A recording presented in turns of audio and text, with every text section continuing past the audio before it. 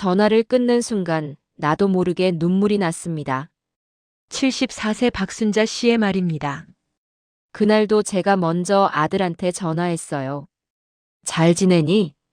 밥은 먹었니? 아들은 무심하게 이렇게 대답했습니다. 네, 바빠요, 엄마. 나중에 전화할게요. 이렇게 짧게 끊었어요.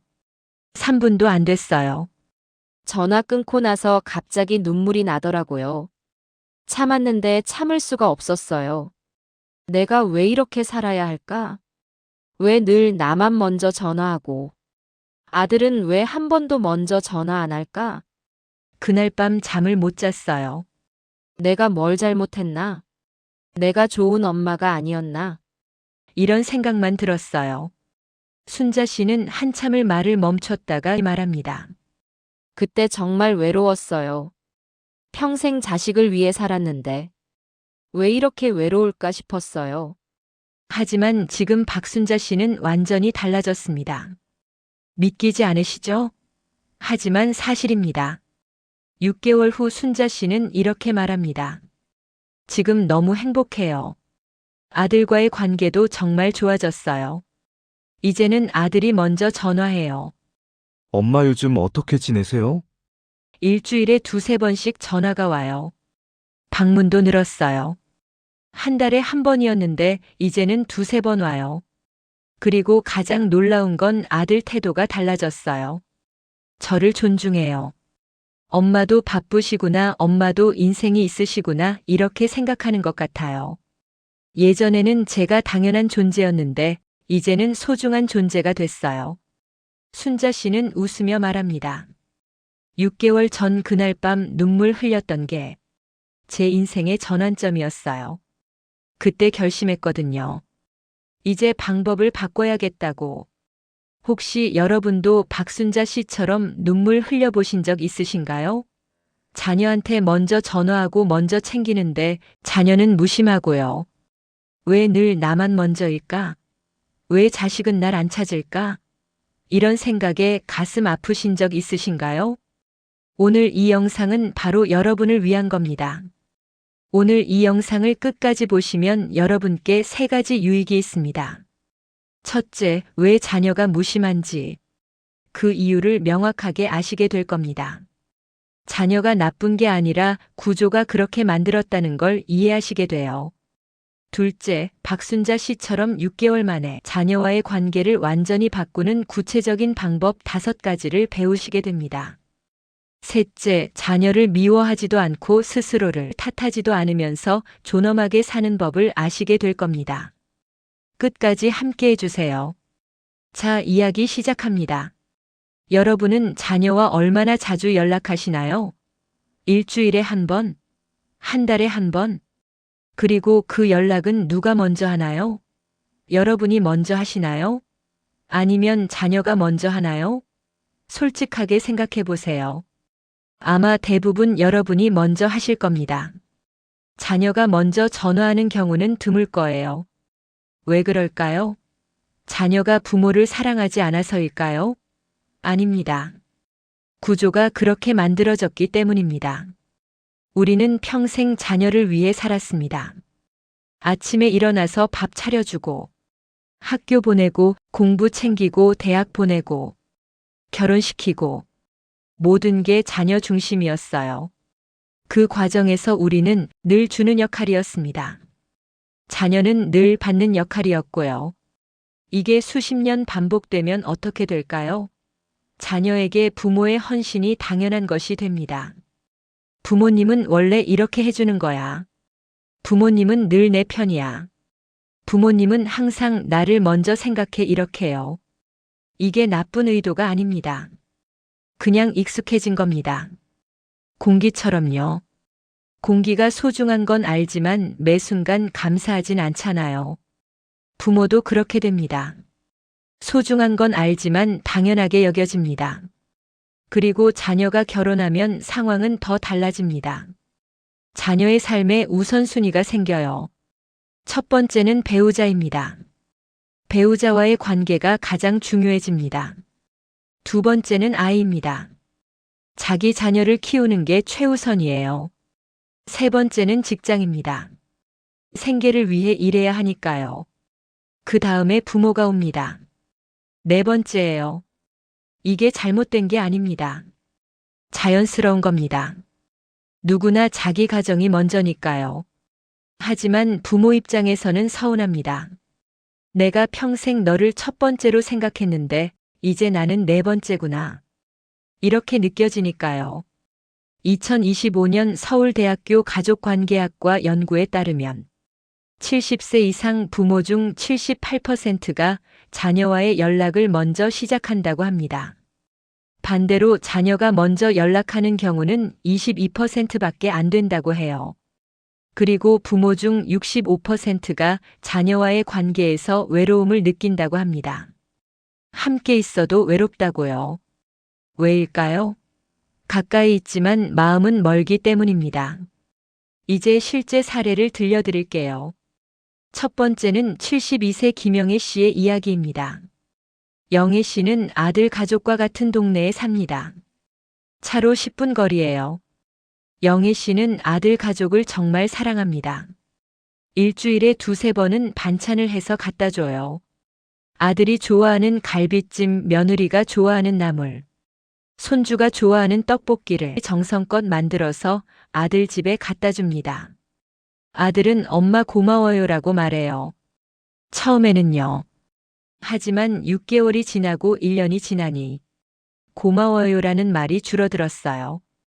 당연하게 여기기 시작한 겁니다. 엄마가 또 반찬 가져오셨네 이런 식으로요. 영희 씨는 손주도 자주 봐줬어요.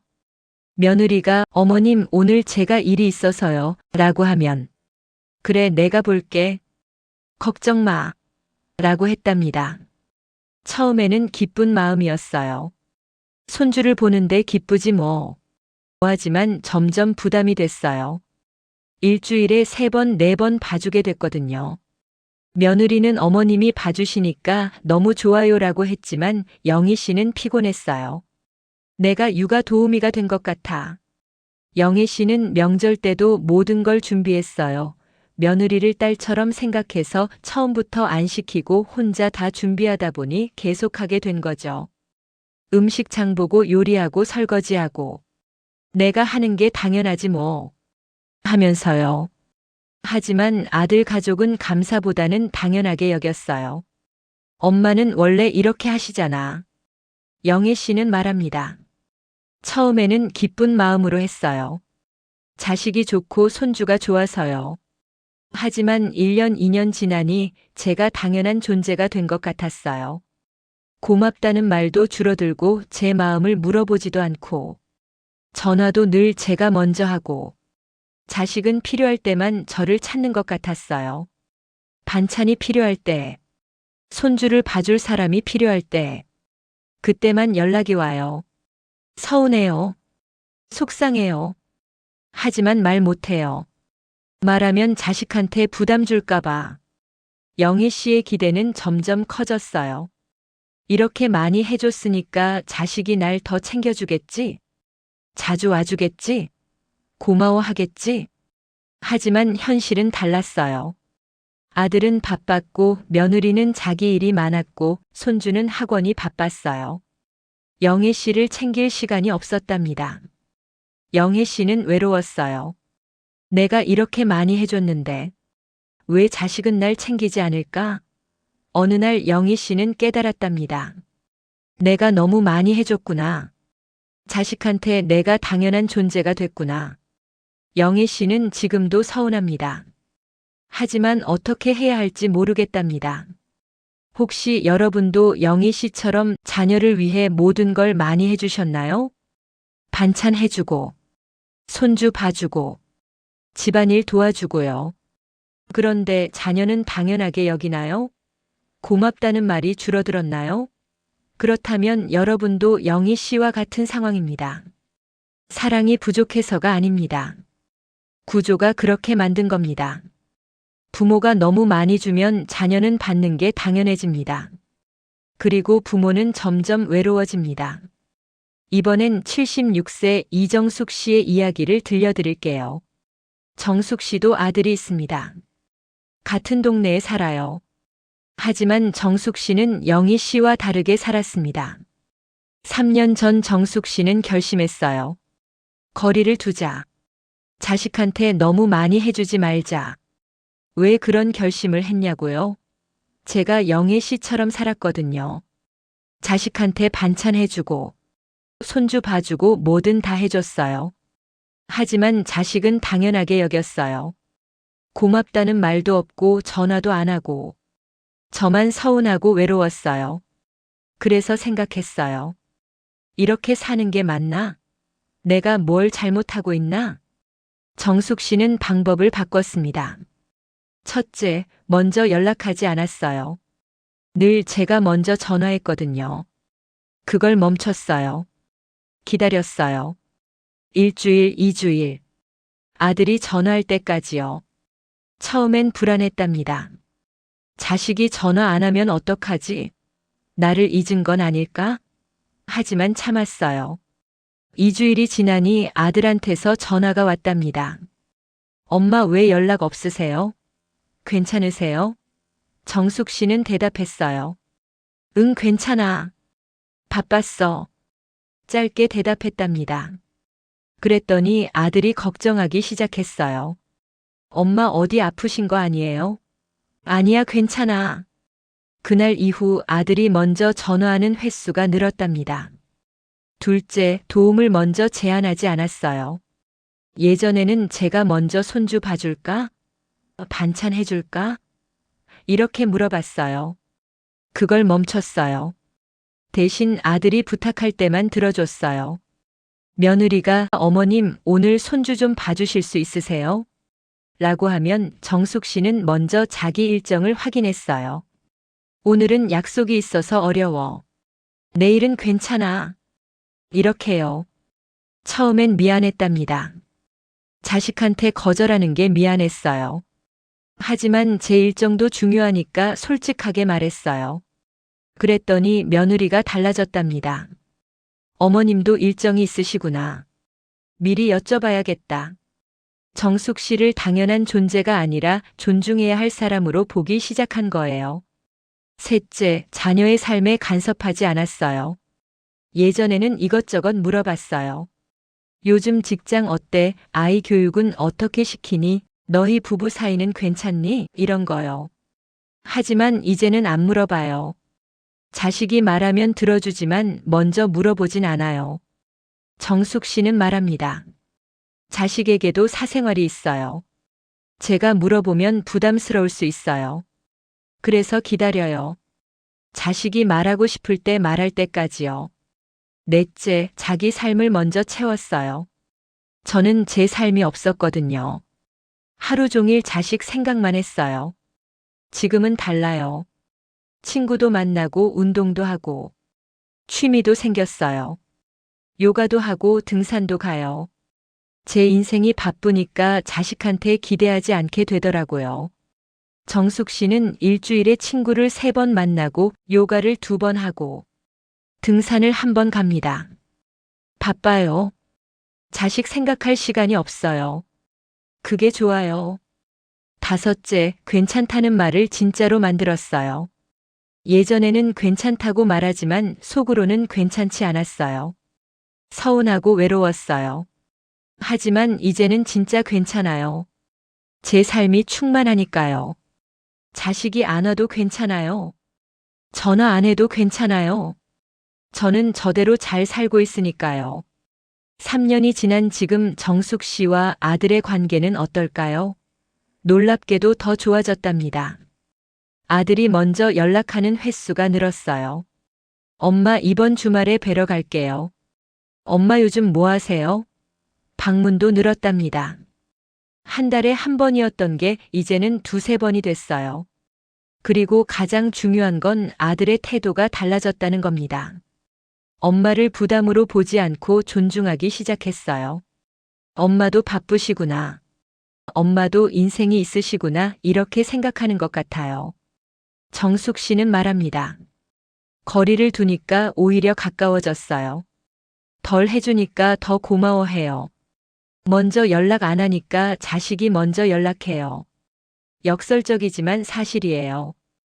혹시 여러분 이 두 사람의 이야기를 들으시면서 어떤 생각이 드시나요? 영애 씨처럼 자녀에게 많이 해주고 계신가요? 아니면 정숙 씨처럼 거리를 두고 계신가요? 솔직하게 생각해 보세요. 아마 대부분 영애 씨처럼 사실 겁니다. 왜냐하면 우리는 그렇게 배웠으니까요. 부모는 자녀에게 많이 해줘야 한다. 부모는 희생해야 한다 이렇게요. 하지만 그게 꼭 맞는 건 아닙니다. 때로는 덜 해주는 게 관계를 더 좋게 만듭니다. 여기서 중요한 메시지를 드리고 싶어요. 자녀에게 더 잘해야 관계가 유지된다고 생각하시나요? 아닙니다. 자녀와의 관계는 거리 조절로 깊어집니다. 너무 가까우면 당연해집니다. 적당한 거리가 있어야 그리움이 생기고 존중이 생깁니다. 이게 역설적이지만 사실입니다. 그럼 이제 존중받는 부모가 되는 5가지 지혜를 구체적으로 알려드릴게요. 첫째, 먼저 연락을 줄이는 용기입니다. 지금까지 자녀한테 먼저 전화하셨나요? 이제 그걸 줄이세요. 일주일에 3번 했다면 1번으로 줄이세요. 매일 했다면 일주일에 1번으로 줄이세요. 처음엔 불안할 겁니다. 자식이 나를 잊는 건 아닐까? 걱정하지 마세요. 안 잊습니다. 오히려 자녀가 먼저 연락하기 시작할 겁니다. 엄마 왜 연락 없으세요? 이렇게요. 그때 짧게 대답하세요. 바빴어. 괜찮아. 이렇게요. 길게 설명하지 마세요. 68세 한명숙 씨는 이렇게 했습니다. 저는 매일 딸한테 전화했어요. 하지만 딸은 귀찮아했어요. 엄마 바빠요. 이렇게 짧게 끊었어요. 그래서 전화를 줄였어요. 일주일에 1번만 했어요.